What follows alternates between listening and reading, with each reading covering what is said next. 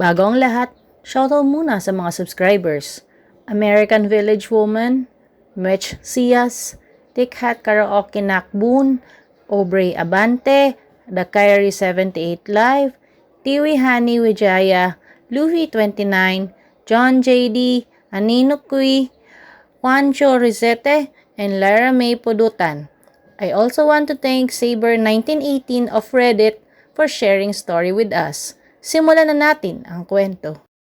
Teenager pa lang ako nung nangyari sa akin ang nakakatakot na karanasang ito. Around 2007 to 2008 yun nangyari. Merong abandonadong bahay sa dulo ng isang park sa Wirral. Ako at ang aking mga kabarkada ay madalas madaanan ang lumang structure na yon. Madalas hindi namin siya pinapansin until naisip namin i-check yung bahay. Medyo malaki ang structure since meron itong 3 floors.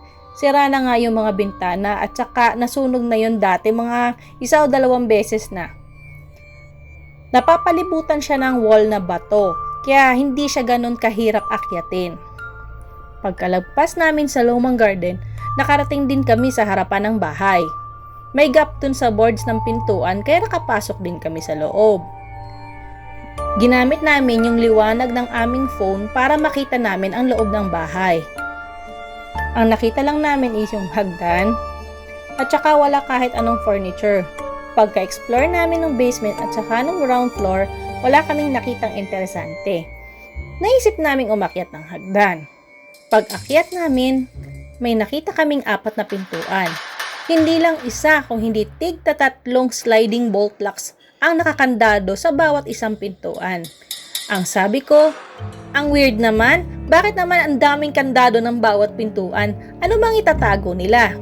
Sinimulan namin buksan isa-isa ang mga pintuan. Sa loob ng isang room may lumang hospital bed, armchair at wardrobe. Ganon din ang setup ng ibang rooms. Pagka-check ng 4 na kwarto, gusto naman namin i-check yung 3rd floor. Kaso sira na yung hagdan dahil sa nangyaring sunog. Isa sa mga rooms ng 2nd floor ay butas ang kisame.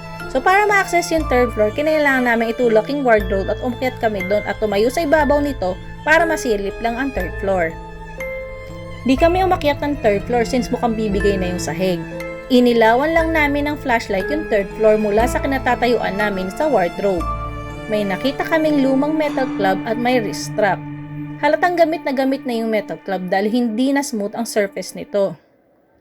Pagkatapos naming malaman kung anong nasa 3rd floor, nag-decide kaming umuwi na. Dahil masyadong madilim sa loob ng bahay, hindi na namin napansin na gumagabi na pala. Umupo kami sa labas, nakatapat lang ng front door. Nagsimula kaming mag-roll ng cigarette para pag-usapan ang aming nakita. Napatingin kami sa bintana sa taas. Hanggang ngayon, hindi ko malilimutan ang aking nakita. May nakita kaming figura sa may bintana, dun sa isa sa mga bedrooms. Di siya transparent pero hindi rin solid. Parang usok siya eh. Masyadong madilim sa room pero kitang-kita yung figura niya dahil parang may sarili siyang ilaw. Kahit medyo malabong itsura, parang may suot siyang damit na katulad ng sa doktor. Parang minintag pa nga siya sa may kaliwang dibdib eh.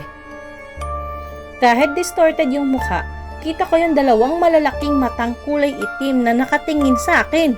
Nakaupo lang ako doon dahil sa gulat. Di agad ako nakakilos kasi sinusubukan kong intindihin ko ng aking nakita.